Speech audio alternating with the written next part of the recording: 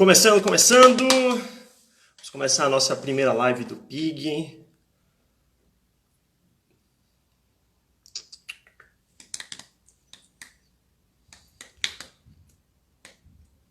Bom dia, pessoal.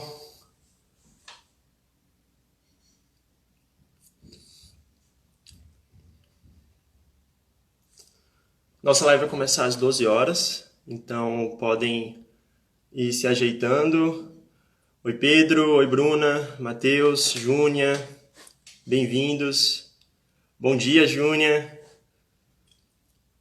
4 pessoas na live. Vamos pilhar essa galera que a gente vai aproveitar bastante o Thiago hoje. Bom dia, Matucci.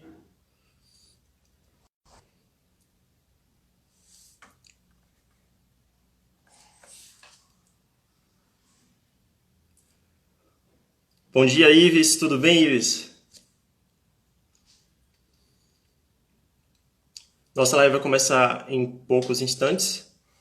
E essa é a primeira live do PIG. Bom dia, Bia. O PIG, que é um grupo de investimentos da Medicina Júnior. Nosso objetivo é trazer conteúdo de educação financeira para o quadrilátero da saúde. Opa! Vamos com tudo. Bom dia, Érica.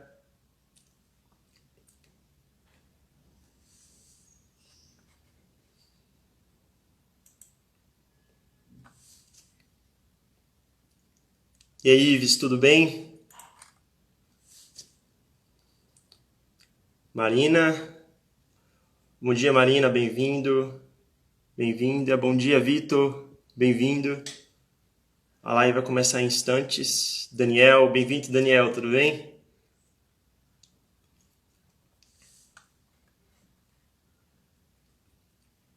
Pois, Chite, estão perguntando qual o link no grupo. Você pode mandar lá para eles, por favor?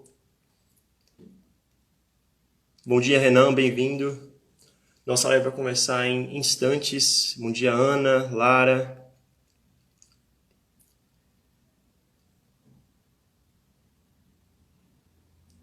Oi, Daniel, tudo bem? Então, pessoal, a gente vai começar a live em instantes. O Thiago já está entrando.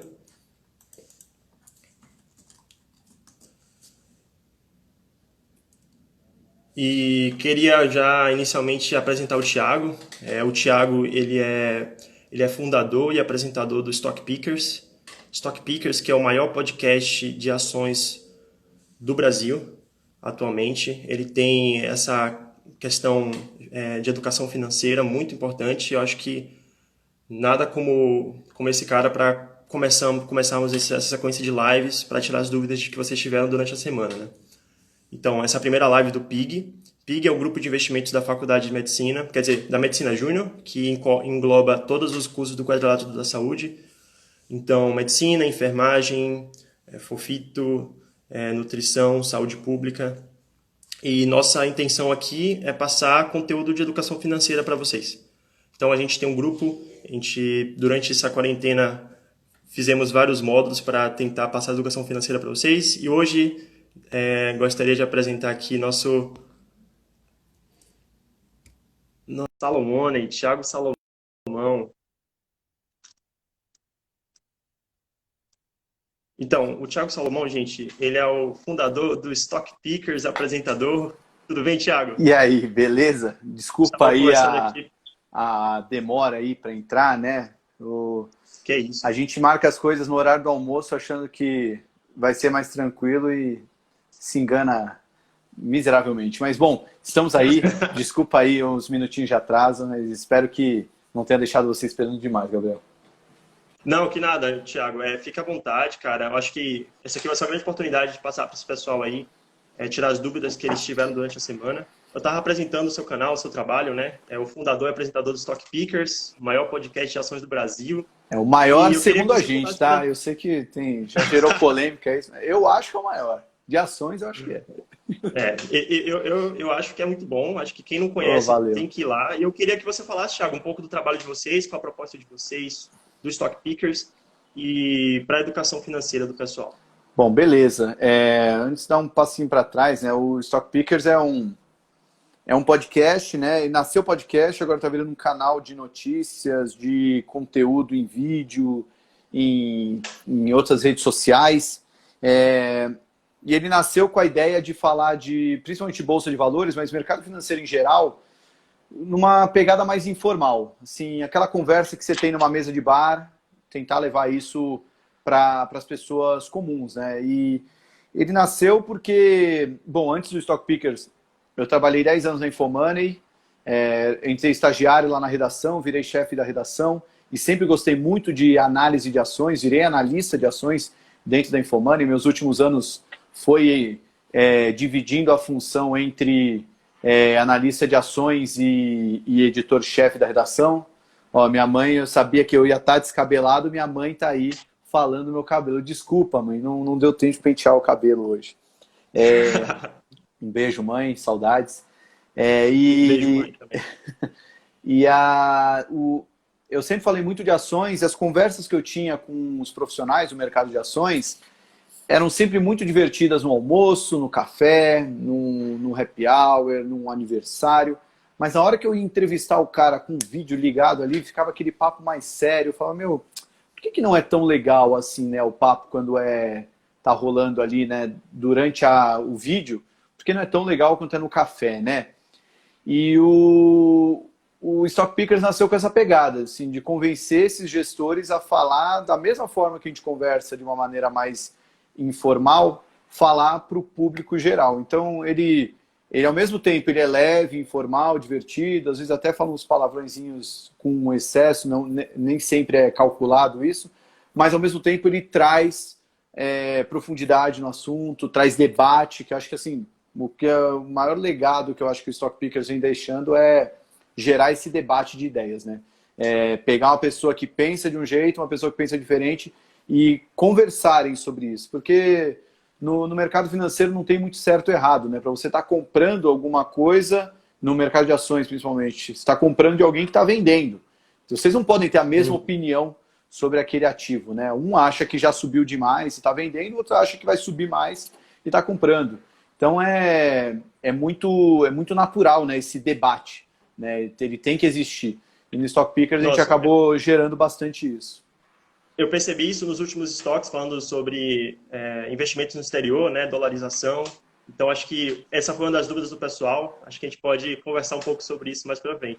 Mas, como você falou, dando um passo para trás, Thiago, eu queria saber de você, cara, qual a sua impressão de tudo isso que aconteceu, né? 6 circuit breaks, uma crise, não sei, sem precedentes. Quero saber sua opinião aí, pessoal e da economia mesmo. Tá, sim. Acho que primeiro o impacto dos eventos no mercado só foram desse tamanho porque ninguém esperava. Se todo mundo esperasse ou tivesse alguma suspeita de que poderia acontecer isso, o mercado já precificaria isso. Então, as reações do mercado, tanto positiva quanto negativamente, elas refletem o quanto que aquele evento era esperado ou não. Como ninguém esperava, resumindo tudo, né? A gente viu isso acontecer na China desde o final do ano passado. Mas aí fica aquela coisa de, mas é a China, é isolado, ninguém sabe o que acontece lá dentro mesmo. Brasil subindo, né? Batendo recorde atrás de recorde. E o Brasil e as bolsas do mundo todo, né? Os Estados Unidos também tiveram esse movimento, né? Nós do Ocidente, nós olhamos para aquilo como algo muito distante, algo que só acontece na China mesmo. Não. Quem mandou comer morcego? Sabe, aquelas coisas meio idiota que se falava naquela hora, que ninguém parou para pensar que aquilo poderia avançar para o Ocidente de uma maneira que pegasse todo mundo ao mesmo tempo. Então, quando que a gente imaginar que ia estar trabalhando de casa, quer dizer, eu tenho o privilégio de trabalhar em casa, né? Vocês como futuros médicos, né? Eu acho que se a gente tem que agradecer para alguém aí no meio de toda essa pandemia, quem está nessa linha de frente e está tendo que combater de peito aberto tudo isso que está acontecendo, né? Então quem pode trabalhar de casa está de casa e quem tem que estar na rua está ainda com mais afinco, né? Eu tenho um pai e um irmão médico que estão sentindo isso na pele, a gente também, né? Porque tem que evitar o contato ao máximo, fica sempre aquela apreensão que faz parte, né? Uma mudança brutal na maneira de levar a vida, né? Hoje, resumindo a história, né? Todo mundo está em casa, não é surpresa para ninguém, e tudo que você imaginava que o Brasil vai crescer tanto, as empresas vão se recuperar em tantos por cento e tudo mais, tudo isso foi por água abaixo. Então, como você bem disse, a Bolsa estava subindo no movimento que refletia toda a expectativa positiva que estava embutida no Brasil, né?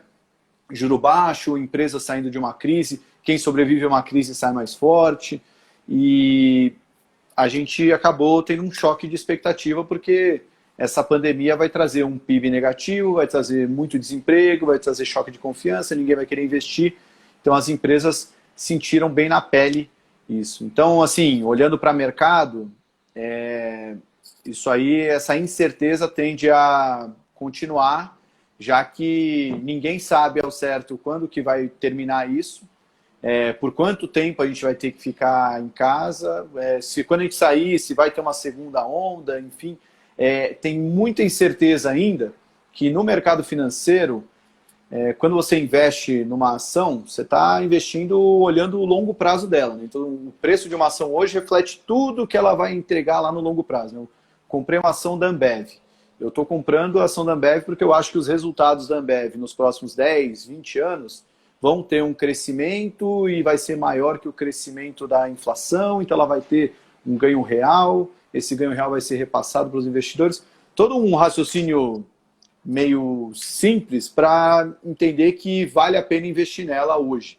Só que, como a gente não consegue prever o que vai acontecer daqui 10 semanas, imagina daqui anos, né?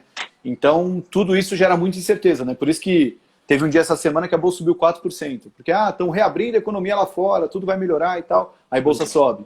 Aí hoje parece que estava caindo forte, né? Porque, que agora o Trump está brigando com a China e tal, aí a Bolsa cai. Então, essa volatilidade reflete muito essa incerteza. E como as incertezas são enormes, essa volatilidade aumenta aí no curto prazo. Pois é, Thiago. Falando de período de incertezas, o pessoal está muito preocupado com isso e mandaram várias perguntas sobre proteção de capital, né? Então, no nosso grupo, a maioria das pessoas ou nunca fizeram investimentos ou estão começando agora, tem menos de um ano de mercado. E eles estão muito preocupados em proteger, mesmo que seja pouco, o seu dinheiro. E o pessoal da área da saúde, que está lá se preocupando está lá na frente, né, na linha de frente, tipo, como é que eles vão acompanhar? Eles querem proteger seu capital. E eu queria saber de você, nesse período de tesouro tão desvalorizado, tem alguma outra opção? Tem como fugir do tesouro? Eu acho que primeiro pensar em proteção depois que já aconteceu todo o movimento é quase como contratar um seguro de carro depois de bater o carro. Ele vai ser bem mais caro, né? Você já vai ter que acionar, né, o sinistro ou fazer até alguma coisa mais próxima, né? Você vai num show, num estádio, e não tem nenhuma nuvem no céu. Aí tem o cara lá vendendo capa de chuva, vai estar vendendo a R$1, R$2. Agora, se o céu fechar, começar a chover, essa capa que era R$1, R$2 já está R$10, R$20. E muitas vezes você vai ter que comprar, né? Porque Então, o seguro, ele sempre vai ser mais caro quando tiver mais na iminência de você usar. Então, já respondendo isso, como não tem máquina do tempo, então vamos voltar no tempo e comprar seguro antes. Não dá, né? Então, acho que fica a lição de sempre tenha seguro na sua carteira. E esse seguro... O que eu vejo, Thiago, desculpa, pode. O que eu vejo é que muitas pessoas estavam estudando o mercado, queriam entrar, né? E aí, quando viram o primeiro circuit break, falaram, nossa, minha oportunidade, entrar de vez, né? E aí a gente viu a sequência, né? E tem um pessoal que se segurou, né? E agora quer entrar no mercado, mas está muito inseguro. Então, a gente tem uma pergunta aqui muito legal. Quais os melhores investimentos com menor risco nesse período de incertezas? Considerando o investimento de forma geral, né? Então, tipo de investimento, mas como é a sua especialidade, mercado de ações. Tem como entrar no mercado de ações agora? Tem. Sem tanto risco? Tem, sim. Para não deixar a resposta longa, tá? Primeiro, o melhor investimento em um tempo de incerteza desculpa não dar a bala de prata, mas ela não existe, tá? Então, acho que a melhor maneira de se investir é tendo uma carteira diversificada. E eu vou dar meu exemplo próprio, tá? Eu adoro o mercado de ações, eu estudo isso há um tempão. Mas, cara, eu não tenho 100% da minha carteira em ações. Eu tenho 50%, o que já é muito. Assim, se eu comparar com outros investidores, eu acho que ninguém recomenda uma alocação tão grande. Mas mesmo sendo um cara mais agressivo, que olha mais para longo prazo, por isso eu tenho muito dinheiro aplicado no mercado de ações, eu tenho ali meus zagueiros ali, minha defesa, que são investimentos em renda fixa, investimentos atrelados a ouro, investimentos atrelados ao dólar, que hoje você encontra em qualquer lugar, né? Lá na Rico a gente tem tudo isso, assim, acessível, taxa baixa, aplicação inicial baixa, então você consegue montar uma carteira diversificada de forma que você fica pelo menos mais tranquilo. Teve gente que comprou aí na queda, tamo junto, tá? Eu, com 100, na bolsa 100 mil pontos, eu entrei compradaço. Nossa, me consagrei. Eu já falei, trade da vida, acabou, fechou o ano. Perdi pra caramba, mas eu perdi um capital que, quer dizer, perder só perde quando você vende, né? Mas esse capital se desvalorizou, mas era uma parcela do meu investimento que eu estava disposto a correr esse risco. Eu ainda mantinha lá meus 15% ali em renda fixa, que eu chamo lá até a parte que eu chamo de reserva de emergência, que é para, aquilo. Aí você falou, tem como fugir do tesouro? Cara, a reserva de emergência, que é o que todo mundo tem que ter, ela é um investimento que vai render pouco, mas ele é facilmente acessível, né? Você precisa do dinheiro hoje, você resgata, cai na conta hoje, no máximo amanhã, sei lá, dependendo da hora que você resgata. E também com taxa baixa, né? Para você não ter o impacto, né, de ter que resgatar a qualquer momento. Mas qual é ele é super seguro, por ser rápido e por ser você ter acesso rápido e ser barato, né? Mas em contrapartida, ele tem um risco menor, né? Não dá para você ter um investimento que vai te dar um puta retorno com um risco mais baixo, né? Então, isso aí risco e retorno andam juntos no mercado. Dito tudo isso, a Selic pode ir para 3, para 2, para 1, que, cara, não tem muito como você fugir disso. Uma dica, eu não vi ninguém sugerir muito isso, mas o que eu fiz com a minha reserva de emergência, tá? Eu tinha lá 15% dos meus investimentos em reserva de emergência. Mas o juro está caindo tanto que corre o risco da inflação ficar maior do que o juro. Então, na verdade, você vai perder dinheiro no longo prazo. Então, eu peguei 1/3 dessa minha reserva de emergência e coloquei em uma parte em dólar, outra parte em ouro. Porque são investimentos que, se acontecer essa perda total de valor do CDI, as pessoas que estão aplicadas em CDI vão buscar ativos reais, né? Coisas que existem de fato, né? A renda fixa não existe, né? Ela vai te dar um retorno, mas é algo que não existe. Agora, ouro existe, o dólar existe. Então, eles podem te dar uma reserva de emergência, uma reserva, quer dizer, um pouco melhor do que o CDI. A reserva de emergência, de fato, aquilo lá é legal ter numa renda fixa papai e mamãe ali, super conservadora, mas eu fiz isso com a minha porque já estava ficando num patamar que, como esse dinheiro, eu espero que ele fique parado lá por muito tempo, eu só troquei a moeda, né? Ao invés de ser em reais, agora ele está em ouro e está em dólar um pouquinho, mas continua o grosso ali, continua em renda fixa. E sobre ações... Você já respondeu uma pergunta aqui do pessoal. Tá. Ouro para você é uma boa opção? Sempre uma boa opção? Você coloca na sua reserva de emergência ouro? Não. Ouro, né? A reserva de emergência eu coloquei agora, tá? É só um movimento que eu fiz agora para mim. Eu acho que a reserva de emergência continua sendo aquele fundo DI taxa zero ou um tesouro Selic, mas aí vai de cada um. Eu estou dizendo que eu fiz ali com a minha carteira, mas o ouro o ouro ele pode sofrer muita volatilidade, né? Vamos dizer, se as coisas derem certo, as pessoas voltarem a investir em ativos de risco, o ouro pode se desvalorizar. Como reserva de emergência, não é muito interessante ter um investimento que se desvaloriza. Mas eu gosto do ouro como composição de carteira, nesse momento é fundamental, né? Diversificação nesse momento, cara, é muito importante. A gente já escreveu no Rico Matinal uma vez sobre como que você tem que encarar a sua carteira de investimentos como um time de futebol, ali, fazendo a divisão de cada posição, né? O ouro estaria ali aquele primeiro volante ali, que fica lá no meio de campo, na frente da defesa. É o cara que não está ali para fazer gol, está ali mais para te proteger mas ele não é tão defensivo ali quanto uma renda fixa, mas ele é muito mais defensivo do que um investimento em ações, por exemplo. Então, em composição de carteira, eu gosto bastante do ouro. Legal, você já respondeu várias perguntas aqui, Thiago. Eu não E respondi surgiu a da bolsa. Você falou de como entrar seguro na bolsa.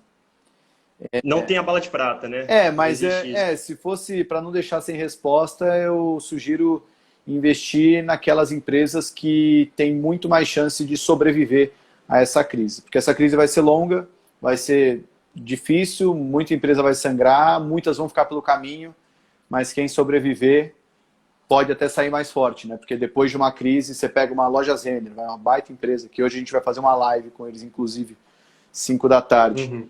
É uma empresa gigantesca, super bem estruturada, com gestão de caixa mega eficiente. E então eles vão sobreviver a essa crise. Assim, não tenho dúvida. Mas O Matheus está dizendo que o Salomão é a camisa 10 do meu time. o Matheus Balela, ele fez o rap do Stock Pickers. Esse cara aí, gratidão demais por ele. Nossa, Talento nato. Já respondendo aqui, já fazendo uma pergunta, já que você entrou nesse tema, Thiago, quais setores, um parceiro está me contando aqui que tem uma pergunta, quais setores vão se destacar nessa crise? Qual você acha que vai ter um turnaround assim bom, né? Destacar positivamente ou negativamente? É importante, eu acho que positivamente, vamos falar positivamente.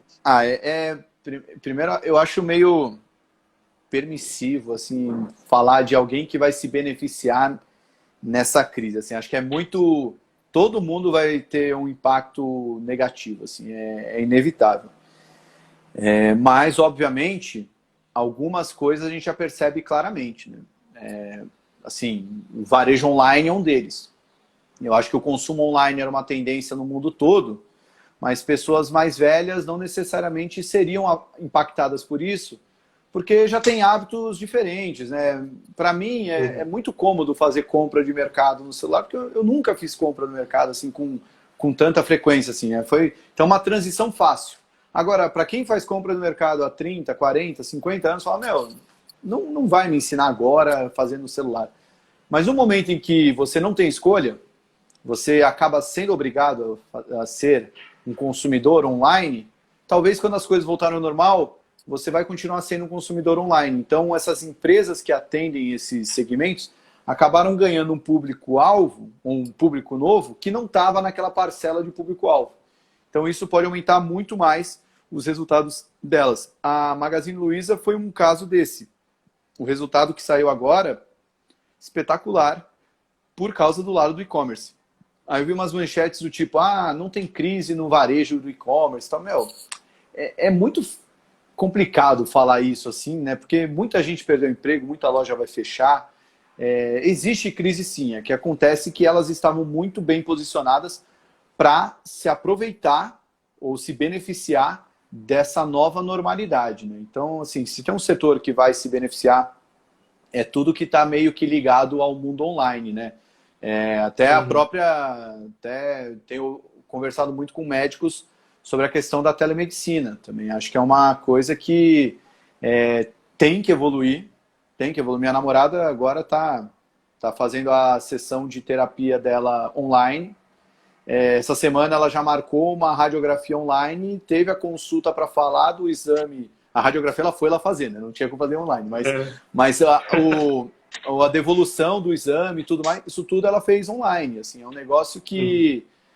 eu já tive muitos problemas quando a gente trabalha com o horário certo, né? Você para o que você está fazendo para ir até o médico e de repente atrasa 50 minutos a consulta, até você voltar, você perdeu o dia inteiro, falando, fudeu, e era só para pegar alguma coisa que não precisava estar lá fisicamente, né? E então, para pequenos casos, acho que já resolve e a gente está tendo que aprender a resolver grandes casos. Eu peguei só alguns exemplos, mas são setores que as empresas que, de certa forma, estão posicionadas para se beneficiar dessa nova realidade, ou empresas que já têm uma gestão mais, vamos dizer, inovadora, né, que tem a cabeça mais aberta para iniciativas transformacionais, essas empresas tendem a sair mais forte disso. Por outro lado, empresas de serviço, setor aéreo, turismo, isso tudo deve já está sofrendo e deve continuar sofrendo, né? Uhum. A Sofia perguntou se você não ia falar da É, Magalu, mas você já deu um pitaco porque aí. a Sofia é a vulgo a minha mãe, né? Ah, vulga sua mãe. Ela tem ciúme da Magazine Luiza, porque Ah, eu entendi. falo tanto da Magazine Luiza que ela fala, pô, daqui a pouco você vai chamar a Luiza Trajano de mãe ao invés de mim, né? Mas não, impossível isso, mamá. Luca, perdão, que eu li aqui o comentário do Lucas. Thiago, você estava falando de precificação, né? Então a gente teve uma queda, então afetou todos os setores. Mas hoje a gente, comentando daquele caso, desse pessoal que esperou dar o primeiro circuit break, depois viu 5 na sequência, e agora está falando, poxa, será que chegamos no fundo do poço? E uma pergunta muito interessante, né, aqui. Tiago, já é possível dizer que o mercado brasileiro encaminha-se para uma recuperação em U? Ou espera-se que venha mais declínio por aí? E no comentário perguntaram, a bolsa está cara? Tá, vamos lá. Você acha, Tiago? Primeiro, recuperação em U, em V. Sinceramente, não sei. E nem tenho a pretensão de saber. Eu acho que, só para quem está... A economia em U seria a economia cai, fica um pouco de lado e volta. Em V seria caiu, voltou rapidinho. Tem o pessoal falando que vai ser em símbolo da Nike, né? Que vai cair, fazer a curva e subir assim.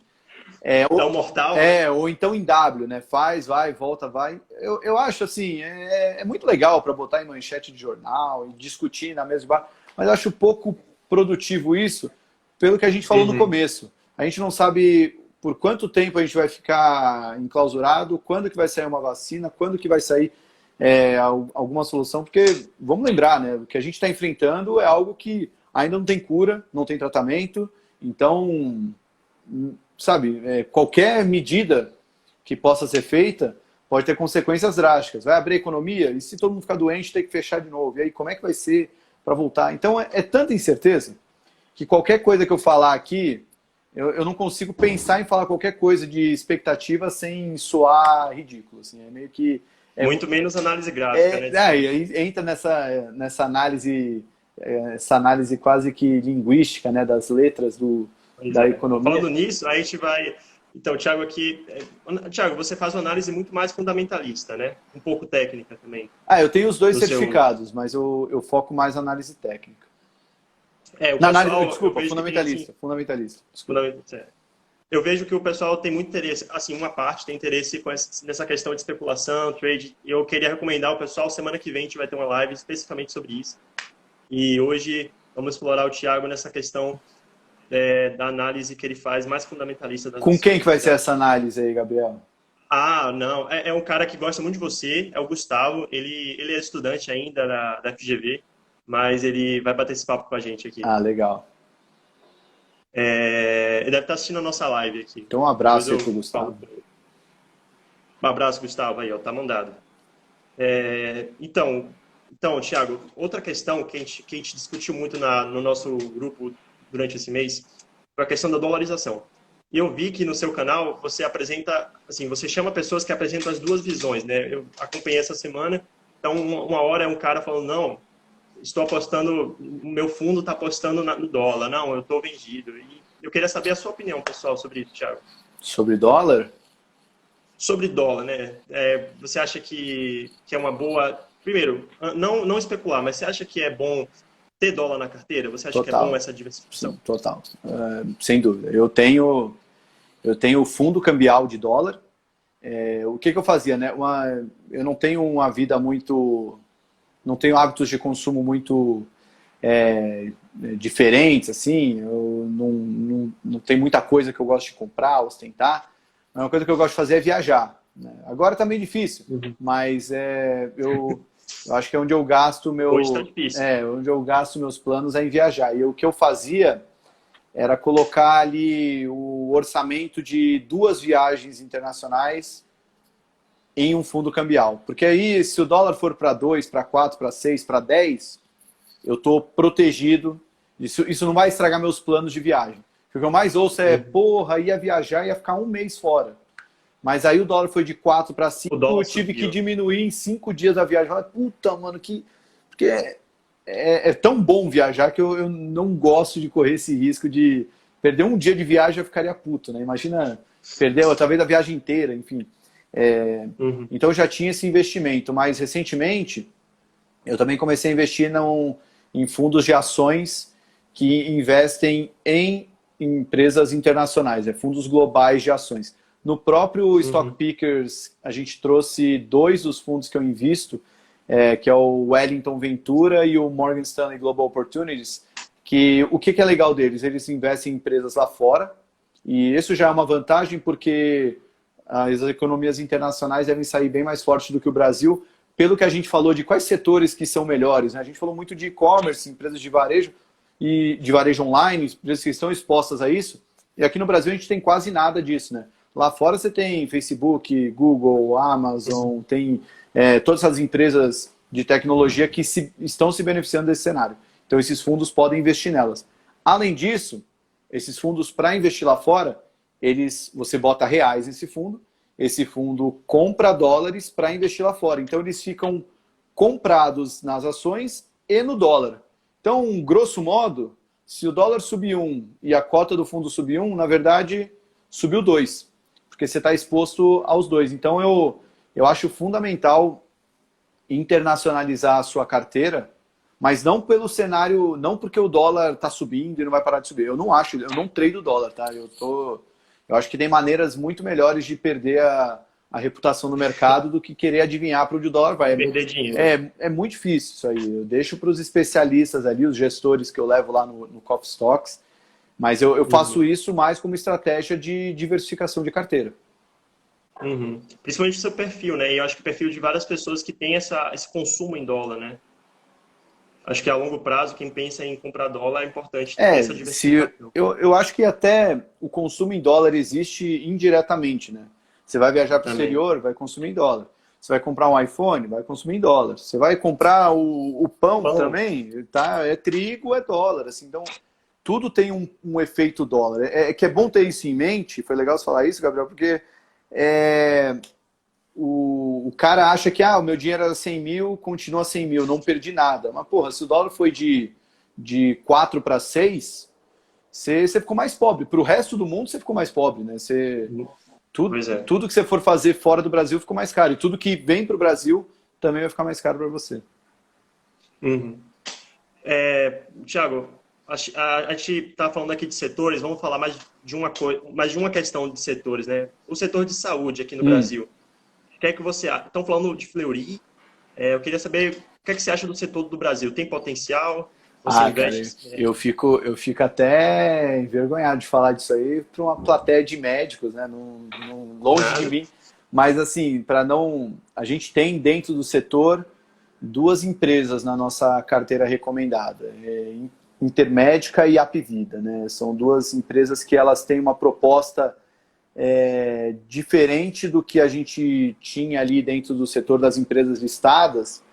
E como a gente olha, tá, esse setor, a gente entende que saúde, como muitas outras demandas do brasileiro, é algo extremamente reprimido, e quando você tem acesso a isso, você não retrocede, né? Quando você tem um plano de saúde, quando você consegue ter acesso a um médico particular, quando você tem acesso, você pode dar um serviço desse que vai melhorar a qualidade de vida sua e da sua família, você não retrocede nisso, né? Você não fica pensando em, vou cortar, não preciso mais de plano de saúde, isso aqui eu não vou mais usar. Não, é algo que quando você conquista, você não quer mais abrir mão. E tem muito mais gente sem plano de saúde do que com plano de saúde no Brasil, né? Então é algo que tem ainda um espaço enorme para ser penetrado no Brasil. Então, só por essa demanda estrutural aí que a gente tem no Brasil, já justificaria ter empresas do setor, né? E as 2 que a gente mais gosta aí são, até usar o termo verticalizadas, né? A Apvida e a Intermédica, elas conseguem manter a estrutura de custo muito perto do resultado inicial, né? Porque quando uma empresa vai ter sempre o que ela vende, tira o que ela tem de custo, aí tira o que tem de despesa, vai para o imposto de renda se teve um resultado positivo, aí vem o lucro líquido no final, né? e ela consegue ter estrutura de custo muito mais na unha, muito mais perto do que as empresas não verticalizadas, né? Então elas acabaram caindo no gosto de muitos investidores, as duas entraram na nossa carteira, estavam dando um resultado muito bom. Naturalmente, nesse momento de crise, elas estão sofrendo um pouco, mas como a gente olha de uma maneira bem de longo prazo, pensando em 5 anos, 10 anos, imaginar, bom, se o número de pessoas que têm acesso ao sistema de saúde vai triplicar no Brasil daqui 5 anos, quem vão ser as vencedoras desse cenário? Acho que essas duas estão bem. Tem uma outra que a gente gosta, mas a gente só não põe na carteira para não ficar muita empresa, que é a Sul América, porque além dela ela já tem um histórico enorme, né? Uma empresa bem antiga, então isso passa mais credibilidade, mais confiança. Ela ela está finalizando a venda da parte de seguro de automóveis dela, que vai trazer um caixa bem expressivo para ela, que num momento desse de crise, você ter caixa é muito importante para você sobreviver a isso, né? Caso você tenha muito tempo que ficar parado, né? Você tem um caixa maior, você consegue sustentar as suas operações. Aí perguntaram por que Sul América e não Porto Seguro, porque Porto Seguro é mais focado em seguro de automóveis, né? E a gente está vendo que carro não está dando muito agora, né? Então é melhor ter a Sul América. Perfeito. Falando aqui de outras ações, eu acho que você analisa bastante ações no seu canal, né? Estou comentando COG, né? Via Varejo, você vai trair a Magalu pela Via Varejo. Não, eu gosto mais de Magalu do que Via Varejo. Acho que são duas empresas que estão num momento bem diferente, né? A Magalu já se provou e agora está colhendo os frutos, e a Via Varejo é um caso de, a gente gosta de usar o termo turnaround, né? Que está passando por uma reviravolta ali.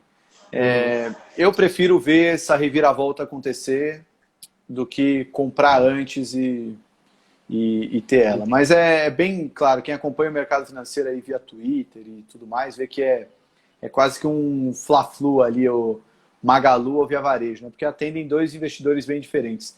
E Cogna, acho que setor de ensino, setor educacional, tem um espaço muito interessante para se aproveitar via ensino à distância.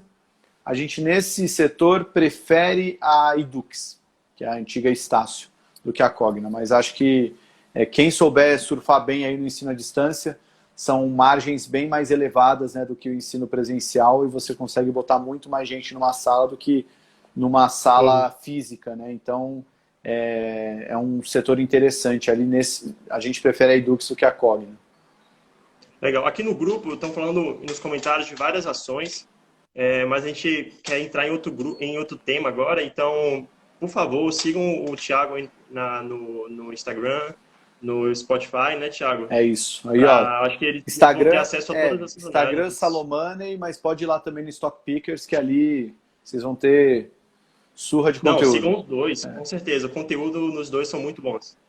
E, Thiago, a gente queria falar um pouquinho sobre a especulação na Bolsa. Oba. Então, um membro aqui do grupo comentou que nesse período de crise a gente teve um aumento dos CPFs cadastrados na B3. Você acha que, por causa desse movimento, deve haver um crescimento especulativo na Bolsa? Tá. Não foi exatamente no momento de crise, né? O número de CPFs na Bolsa vem crescendo há um bom tempo. Eu acho que não é... Acho que tudo isso deve-se principalmente a... O juro está caindo, fica mais interessante Bolsa, mas esse não é o fator mais importante. Para mim, são dois fatores. Acessibilidade de informação e acessibilidade ao mercado. Hoje tem muito canal de conteúdo gratuito, com boas informações acessíveis para todo mundo. A dificuldade hoje é filtrar o que é bom e o que é ruim. Mas existe. Então, assim, não tem mais desculpa não saber de investimentos.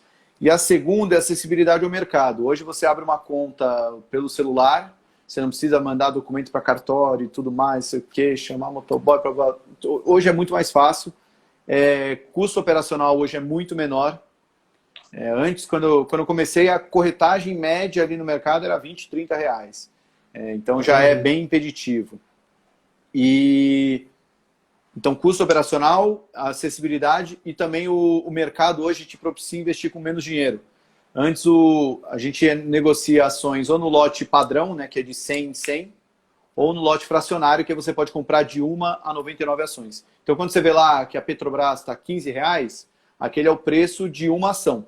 No mercado padrão, você teria que comprar 100. Então, você teria que ter R$ 1.500. Mas hoje, o mercado fracionário tem muito mais liquidez do que tinha antes. Então, você consegue negociar uma única ação da Petrobras. Então, você consegue, com R$ 15, comprar uma ação.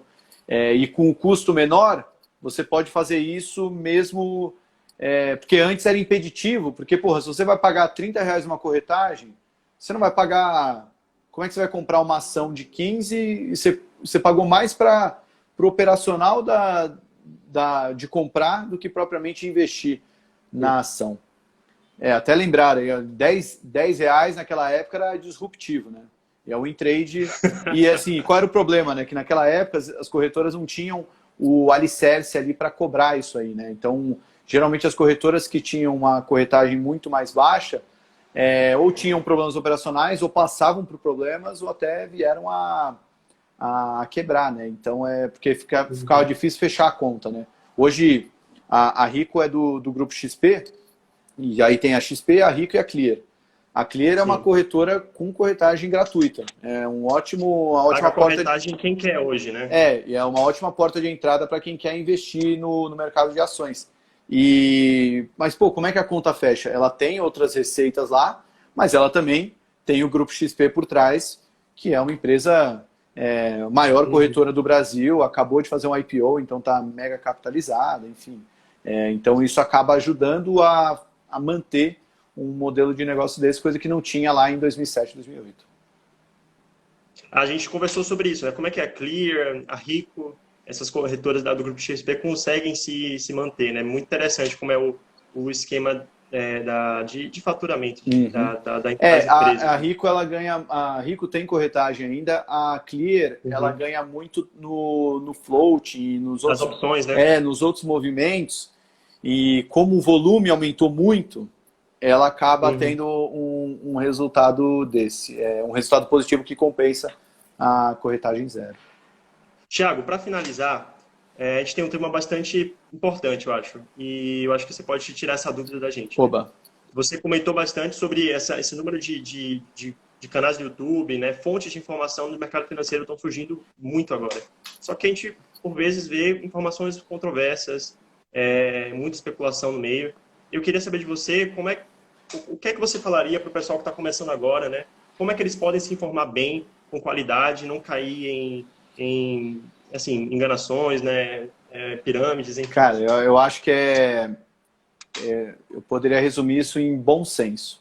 Mas é difícil, às vezes, ter bom senso, porque às vezes você se move pela ganância, meu. Você vai no quê? O cara ganhou 1000% em um mês, eu quero ganhar, né? Tipo, meu, bom, quem tem um pouco de bom senso vai perceber isso. Mas o que eu daria aí de passo a passo, né?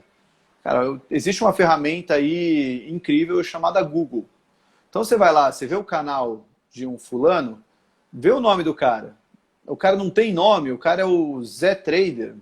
Você joga lá Zé Trader no Google, você não acha quem que é o cara, onde ele trabalhou, onde ele estudou, você não acha nada dele, pô, já fica meio suspeito, né?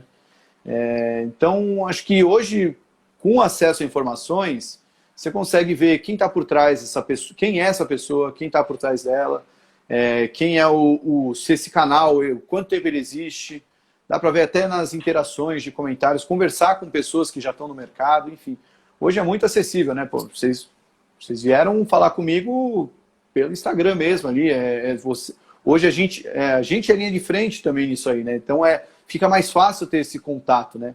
De descobrir quem que é bom ou não, assim. Quem que é bom é um termo errado, né? Acho que quem que é correto, quem que está ali fazendo um trabalho responsável, dedicado, e quem está ali muito mais para dar um golpe e ganhar um dinheiro fácil. Porque assim, se fosse fácil, eu vi até essa semana, viralizou aí aquele Léo Stronda lá, falando de uma ferramenta de trade que ganha 2% ao dia. sim, se fosse tão fácil assim, Só para quem começar, né? se fosse tão fácil Só para quem assim, está não no topo seria da pirâmide. o Léo Stronda no Instagram dele falando para você que segue o Léo Stronda, que já tem aí eu não vou julgar, né, mas enfim. Um viés. E não é, se fosse tão fácil assim, a informação não chegaria e para você estaria todo mundo ganhando 2% ao dia, né? Acho que ninguém Uhum. estaria fazendo outra coisa se fosse tão simples. Então acho que Para é que ter um trabalhar, pouquinho não é? é ter um pouquinho de bom senso, né? Porque a Uhum. ganância ela move as pessoas, né? Quem estudar um pouquinho do mercado ali tem a história da bolha das tulipas, que eu gosto sempre de lembrar isso aí, que acho que foi século XIV, século XV. O pessoal lá em Amsterdã, lá na Holanda, estava pagando a tulipa mesmo, a flor, Uhum. ela estava sendo negociada ao mesmo preço Essa de uma história é boa. casa, né? E porque as pessoas estavam querendo comprar tulipa, então as pessoas começaram a comprar semente de tulipa para plantar tulipa para vender depois. E quando viram que estava dando certo, começaram já a vender a tulipa antes de comprar a semente, e isso acabou causando um Olha aí, mercado efeito. de opções. É bem isso, ensina muito no mercado de opções, né? Mas isso acabou inflacionando tantos preços que estava valendo mais uma tulipa do que uma casa. E quando alguém de repente falou, mas peraí, eu não vou pagar numa tulipa o que eu pagaria numa casa. E quando todo mundo começou a fazer essa conta, o preço despencou. Quem tinha vendido já a tulipa no mercado futuro, né, para entregar depois, acabou tendo um prejuízo enorme, teve que pagar as tripas para ressarcir. E assim, mas o que deu o gatilho a isso? A ganância, né? Ninguém parou para olhar que uma tulipa não valia uma casa, né? Então, ganância vai sempre existir, né? Seja lá no século XV, quando não tinha YouTube, não tinha nada disso, ou seja agora em 2020, com todo mundo tendo acesso à informação. É um grande axioma, né? Até para os traders, né? Quem está aí querendo começar a fazer especulação, né, tem que tomar cuidado com a ganância. Tiago, nossos temas principais aqui que a gente compilou terminaram, mas eu vi que o pessoal tem várias dúvidas. Então, pessoal, vamos aproveitar esses 10 minutinhos que a gente tem com o Tiago. Podem mandar as dúvidas no chat. Eu já vou lendo uma que estava aqui no nosso grupo. Tiago, Beleza. com a diminuição do fluxo... Vamos fazer um bate-bola agora. Com a diminuição do fluxo de caixa de uma série de empresas, devemos esperar diminuição de dividendos e JSCP, juros sobre capital, né, nos Uhum. próximos meses? Quais setores serão mais afetados? O dividendo e JCP estão mais ligados mesmo ao lucro, né?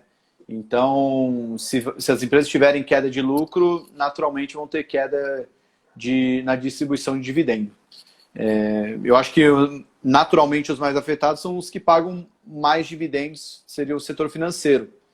Mas se isso é uma boa notícia, se isso é ruim, aí é você colocar no seu horizonte de investimento. Geralmente quem investe pensando em dividendo está investindo lá para 30 anos, sei lá, muito tempo.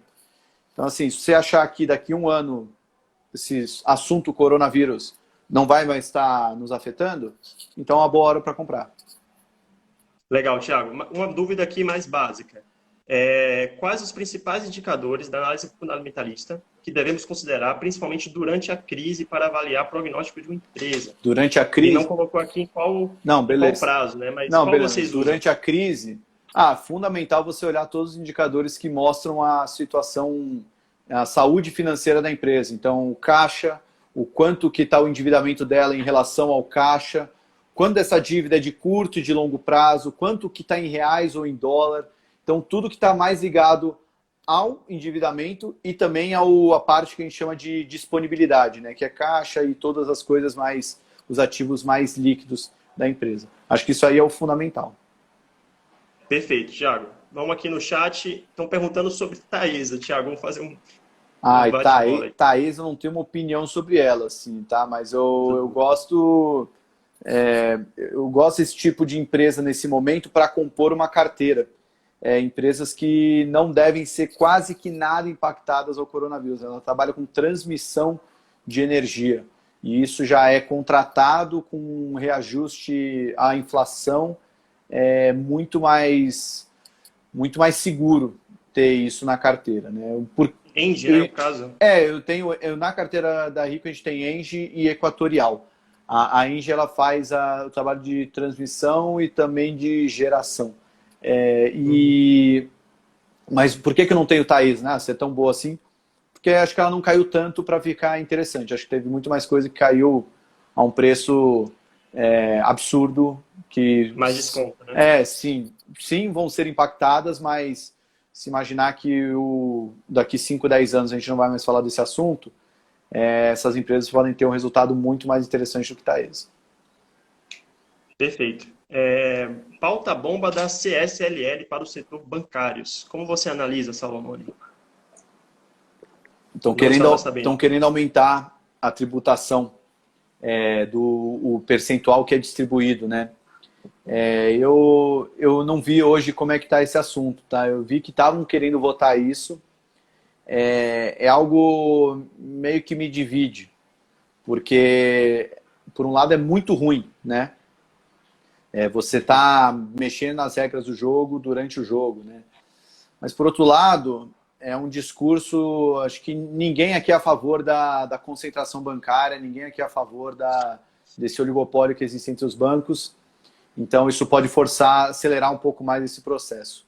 Eu acho que para quem tem ação de banco, não é uma boa notícia. Como eu não tenho, eu fico neutro quanto a isso, né? A gente já não é um setor que a gente gosta muito, porque está todo mundo querendo roubar uma casquinha do setor financeiro. Seja as novas entrantes, né, fintechs, empresas ligadas ao setor, como até o próprio governo querendo trazer mais, facilitar a competição nesse setor. A XP também querendo aí entrar, talvez, né? Daqui a alguns anos, ser banco. Pois é, Eu teria né? uma conta. Já tem muita gente aí, até a Magazine Luiza tem banco, cara. Então, assim, é um negócio da dinheiro, né? Então, eu nunca vi... Tá muito conturbado o setor, né? Vamos lá, mas as últimas perguntas, até viu, falaram gente? aí que tiraram da pauta a CSLL. Eu achava... É muito, muito delicado esse assunto, mas que bom que tiraram da pauta. Né? Que não vai ser votado. Diniz perguntando, você acha que a Bolsa vai cair? Qual vai ser o desempenho da Bolsa com o resultado do segundo trimestre?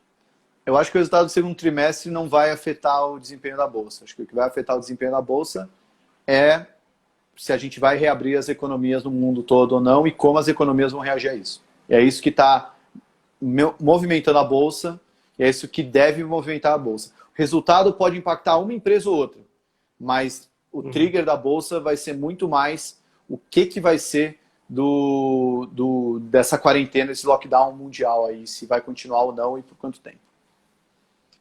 Perfeito, Thiago. Thiago, queria agradecer a sua participação Pô, aqui pegaram na leve, primeira cara. live do grupo de investimentos. Pensei que vocês iam pegar mais pesado. Hã? Pensei que vocês iam pegar mais pesado, pegaram leve comigo. A gente está começando agora, cara. Daqui a uns meses, talvez a gente... Boa, me chama de novo, então aí vocês podem pegar pesado. Não, mas valeu demais, parabéns.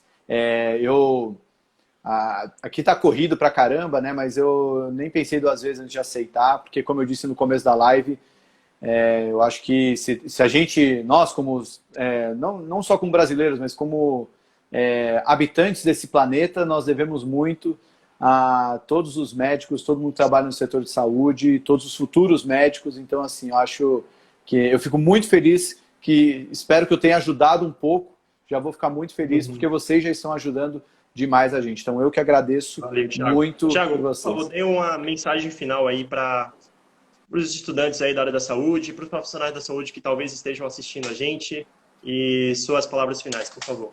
Bom, gente, eu acho que é só agradecer o que vocês estão fazendo por nós e o que vocês precisarem de ajuda com investimento, vocês podem contar comigo, com o Stock Pickers, com a Rico.